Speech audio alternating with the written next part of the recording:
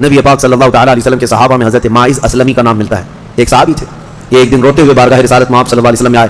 کہا آقا مجھ سے گناہ ہو گیا ہے. حضور نے فرمایا کیا ہوا؟ کہا کہ میں بتا نہیں سکتا. حضور نے پھر پوچھا بتاؤ تو صحیح کیا ہوا؟ کہا بولتا ہوں تو منہ کو کلیجہ آ جاتا ہے، کلیجہ منہ کو آ جائے اس طرح کی چیز ہے میں نہیں کہہ سکتا. حضور نے فرمایا بتاؤ ماعز تمہارے لیے ہم ذریعے حل تلاش کر کے بتا دیں. انہوں نے کہا یا رسول اللہ مجھ سے زنا ہو گیا ہے. اتنا کہنا تھا نبی پاک صلی اللہ علیہ وسلم نے اپنا چہرہ پھیر لیا. صحابی ہیں حضور کے. خطا ہو گئی میرے آقا لیکن آیا ہوں آپ کے دربار میں. جب حضور نے اپنا چہرہ پھیر لیا اب بچا کیا تھا؟ اب وہ رونے گڑ گڑانے لگے، قدموں میں گر گئے. اتنا روتے رہے اتنا روتے رہے. اسی کو شاید امام اہل سنت فاضل بریلوی نے ترجمانی میں اشعار میں یوں کہا ہے یا رسول اللہ تجھ سے جو منہ چھپاؤں تو کروں کس کے سامنے؟ کیا اور کسی سے توقع نظر کی ہے؟ بد ہیں تو آپ کے، بھلے ہیں تو آپ کے، ٹکڑوں پہ یہیں کے پلے ہیں، رخ کدھر کریں؟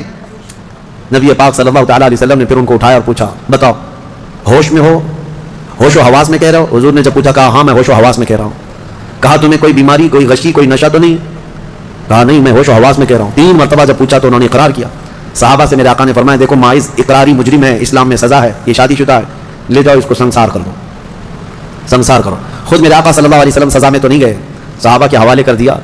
اب وہ مدینے میں پہاڑی ہے جبل انم، وہاں پر لے جایا گیا اور پہاڑ کے اوپر سے ماعز اسلمی کو ڈھکیل دیا گیا. وہ لڑکتے ہوئے نیچے آئے. تھوڑا سا بہت اونچی پہاڑی نہیں ہے، وہ چھوٹی پہاڑی ہے. پھر وہاں سے جتنے صحابہ تھے ان سب نے پتھر مارنا شروع کیا اور سب اتنے پتھر برسائے گئے تھے کہ ماعز اسلمی کی روح نکل گئی، انتقال ہو گیا، زخمی حالت میں تھے. جب واپس آئے میرے آقا صلی اللہ علیہ وسلم غمگین تھے. اس وقت صحابہ سے پوچھ رہے تھے بتاؤ ماعز کے ساتھ کیا کیا تم نے؟ کہا حضور سب ان کو سنسار کر رہے تھے. ایک صحابی آگے بڑھ کر کہتے میرے ہاتھ میں اونٹ کی ہڈی تھی، وہ لے کر کے میں نے مارا تو ماعز کی کھوپڑی پر لگ گیا، خون کا فوارہ اچھل کر میرے بدن پہ آیا. میں نے یہ کہا یہ کس پاپی کا خون لگ گیا، یہ کس خطاکار کا خون لگ گیا؟ میں کپڑے جھاڑ کر کے باہر آ رہا. میرے آقا صلی اللہ تعالیٰ علیہ وسلم کو بڑا غم ہوا، کھڑے ہو گئے، کہا یہ جملہ مت کہو. ماعز نے موت سے پہلے سچی توبہ کر لی. سزا تو دینی ہی تھی، اسلامی حکومت ہے تو سزا دی جائے گی، صرف توبہ کافی نہیں ہے. توبہ کر لی لیکن اب اس کے لیے برا جملہ مت کہو.